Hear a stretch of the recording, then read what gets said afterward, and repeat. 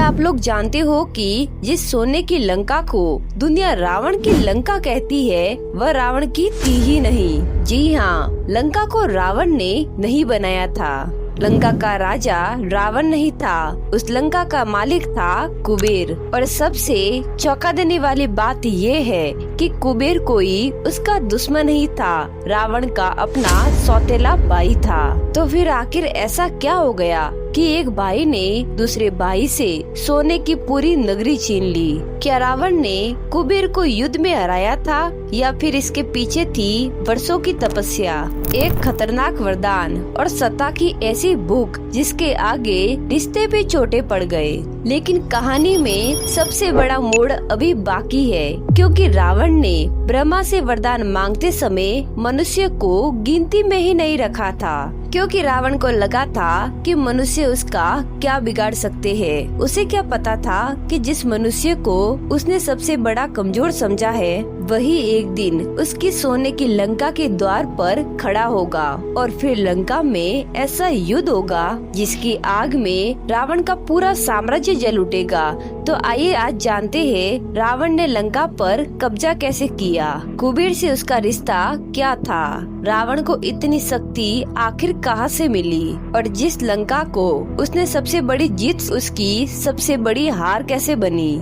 क्योंकि लंका की कहानी रावण से नहीं, सुमाली से शुरू होती है। समुद्र के बीच में एक ऐसी नगरी जिसकी चमक देखकर देवताओं की नगरी भी फीकी पड़ जाए। सोने की दीवारें, रत्नों से जड़े महल, चारों ओर समुद्र के विशाल लहरें, और उस नगरी का नाम था लंका। लेकिन सवाल ये है कि आखिर उस लंका का मालिक कौन था? क्या उसे रावण ने अपने हाथों से बनाया था? क्या रावण ने युद्ध करके लंका जीती थी, या फिर इसके पीछे एक ऐसी कहानी थी जिसमें एक भाई ने दूसरे भाई से उसका राज्य छीन लिया? और सबसे बड़ा सवाल, आखिर रावण के मन में लंका को पाने की ऐसी कौन सी आग लग गई थी कि उसने अपने ही भाई कुबेर को लंका छोड़ने पर मजबूर कर दिया? आज की कहानी में हम ले जाएंगे रामायण के उत्तरकांड की उस दुनिया में, जहां भगवान श्री राम और रावण के युद्ध से पहले भी रावण की कहानी शुरू हो चुकी थी।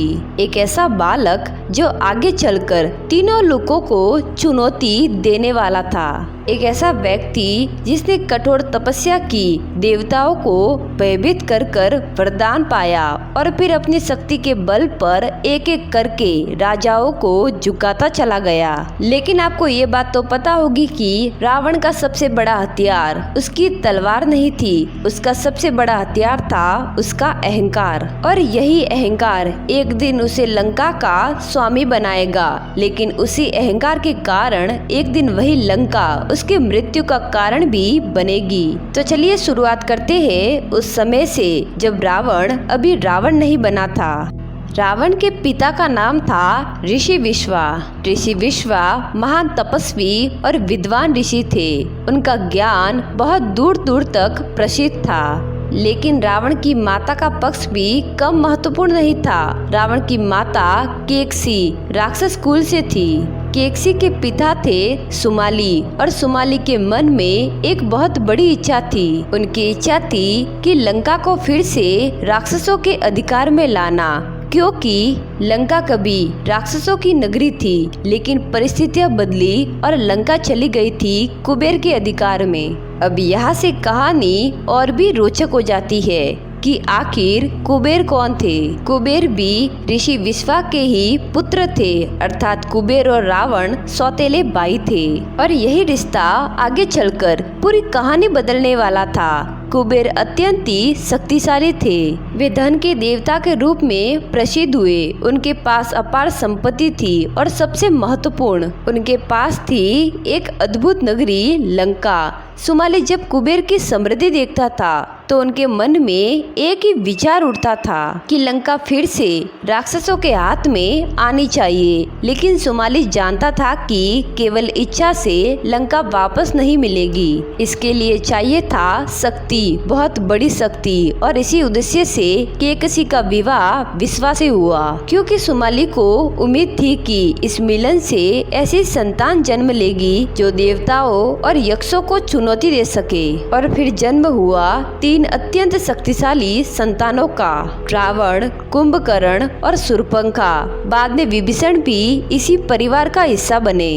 लेकिन चारों भाई बहनों की प्रवृत्ति एक जैसी नहीं थी। विभीषण धर्म की ओर झुके, कुंभकर्ण असाधारण शक्ति के स्वामी बने और रावण के भीतर जन्म से ही कुछ अलग ही था। उसके भीतर था ज्ञान, शक्ति और महत्वाकांक्षा, लेकिन सबसे खतरनाक चीज थी असीम अहंकार। और एक दिन रावण ने अपने सौतेले भाई कुबेर की समृद्धि देखी। कुबेर के पास धन था, प्रतिष्ठा थी, सत्ता थी और लंका जैसी सोने की नगरी थी। रावण ने देखा और उसके भीतर एक आग जल उठी। वह आग थी कि मैं इससे कम क्यों रहूं? और यही प्रश्न किसी भी महत्वाकांक्षी व्यक्ति को महान भी बना सकता है और विनाशकारी भी। रावण ने तय किया कि उसे ऐसी शक्ति चाहिए जिसके सामने कोई खड़ा ना हो सके। लेकिन शक्ति प्राप्त करने का सबसे बड़ा मार्ग क्या था? तपस्या। रावण अपने भाइयों के साथ कठोर तपस्या करने निकल पड़े। रावण ने वर्षों तक तप किया, देवताओं को प्रसन्न करने के लिए अपनी शरीर तक की परवाह नहीं की। रावण की तपस्या इतनी भयंकर थी कि देवताओं का ध्यान उसकी ओर गया। कहा जाता है कि उसने अपने सिर तक को अर्पित करने का संकल्प लिया था। एक एक करके वह अपने सिर को काटकर ब्रह्मा को अर्पित करता गया और जब उसकी तपस्या चरम पर पहुंची तब ब्रह्मा प्रकट हुए। ब्रह्मा जी ने कहा, रावण वर मांगो। अब सोचिए, जिस व्यक्ति के सामने स्वयं ब्रह्मा प्रकट हो चुके हो वह क्या मांगेगा? रावण ने अमरता मांगनी चाहिए, लेकिन अमरता देना संभव नहीं था। तब उसने एक चाल चली। उसने देवताओं, दानवों, यक्षों, गंधर्वों, नागों और अनेक शक्तिशाली प्राणियों से सुरक्षा मांगी, लेकिन उसने मनुष्य को अपने बराबर समझा ही नहीं था। उसने मनुष्य से सुरक्षा नहीं मांगी थी। रावण को लगा मनुष्य मेरा क्या बिगाड़ सकता है, और यही उसकी सबसे बड़ी भूल हुई थी, क्योंकि भविष्य में जिसे वह सबसे कमजोर समझता रहा उसी मनुष्य रूपी शक्ति के हाथों उसका अंत होने वाला था। वरदान मिलते ही रावण का आत्मविश्वास अहंकार में बदल गया। अब उसके सामने कोई सीमा नहीं थी। वह स्वयं को अजय समझने लगा। उससे शक्तिशाली राजाओं को चुनौती दी, देवताओं को चुनौती दी, यक्षों को चुनौती दी और धीरे धीरे करके उसके मन में एक ही विचार बैठ गया, तीनों लोगों पर मेरा अधिकार होना चाहिए। लेकिन अभी एक चीज बाकी थी, लंका जिसे कुबेर संभाल रहे थे। कुबेर अपने भाई रावण की बढ़ती शक्ति से परिचित थे। उन्होंने देखा कि रावण अब वह छोटा भाई नहीं रहा जो केवल तपस्या करता था। अब वह ऐसी शक्ति बन गया था जो किसी भी सीमा को पार कर सकती थी। और तभी रावण ने कुबेर की ओर अपना ध्यान किया। कुबेर के पास था धन, वैभव और सबसे महत्वपूर्ण पुष्पक विमान, एक अद्भुत शक्ति विमान। रावण की इच्छा बढ़ती गई। उसने अपने सौतेले भाई से कहा, लंका छोड़ दो। अब सवाल था, कुबेर क्या करते हैं? क्या वे युद्ध करते हैं? क्या वे अपने ही भाई से लड़ते हैं? क्या वे अपनी शक्ति का प्रदर्शन करते हैं? लेकिन कुबेर ने एक अलग मार्ग चुना। उन्होंने टकराव से बचना उचित समझा और अंत में लंका रावण के अधिकार में आ गई। लेकिन रावण ने केवल एक शहर ही नहीं जीता था, उसने एक प्रतीक जीता था कि सोने की लंका, वही लंका जिसे पाने की इच्छा सुमाली ने वर्षों से अपने मन में रखी थी।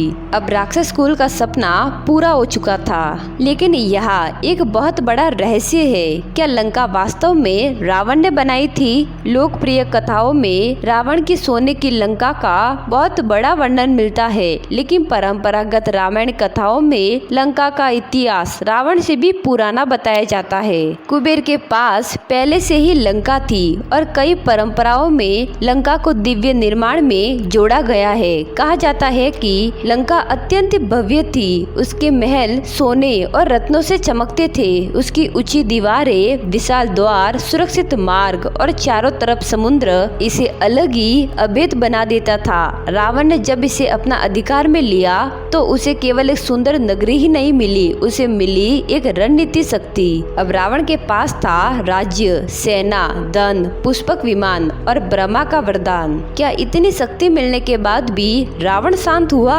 नहीं, यहीं से उसकी असली अभियान शुरू हुआ। रावण की नजर कुबेर की उस दिव्य विमान पे भी थी जिसे कहा जाता था पुष्पक विमान। पुष्पक केवल यात्रा का साधन नहीं था, ये शक्ति का प्रतीक था, राजसी वैभव का प्रतीक था और रावण की महत्वाकांक्षा को जैसे एक नया पंख मिल गया। उसने कुबेर से ये पुष्पक विमान भी छीन लिया।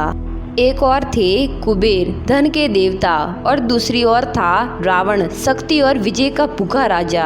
कुबेर ने अपने भाई को समझाने का बहुत प्रयास किया। संदेश भेजा गया कि अत्याचार छोड़ो, धर्म का पालन करो, शक्ति का उपयोग उचित कार्यों में करो। लेकिन रावण क्या किसी की सुनने वाला था? नहीं, क्योंकि जिस व्यक्ति को अपनी शक्ति पर अत्यंत गर्व हो उसे सलाह अपमान लगने लगती है। उसने कुबेर की बात नहीं मानी और उसके बाद उसने अपनी शक्ति का विस्तार जारी रखा। एक एक करके उसके नाम का भय फैलता गया। राजा उसका नाम सुनकर सावधान हो जाते, देवता चिंतित होने लगते, ऋषि उसके अत्याचारों से परेशान होने लगे और रावण की लंका धीरे धीरे भय की राजधानी बनने लगी। अब कहानी का सबसे महत्वपूर्ण हिस्सा आता है। रावण की सभा में उसके अपने परिवार में एक ऐसा व्यक्ति था जो रावण की शक्ति से प्रभावित तो था, लेकिन उसके अहंकार का समर्थक नहीं था। वह था विभीषण। विभीषण रावण का भाई था, लेकिन उसकी सोच अलग थी। जहाँ रावण अपनी शक्ति को सबसे बड़ा मानता था, वहाँ विभीषण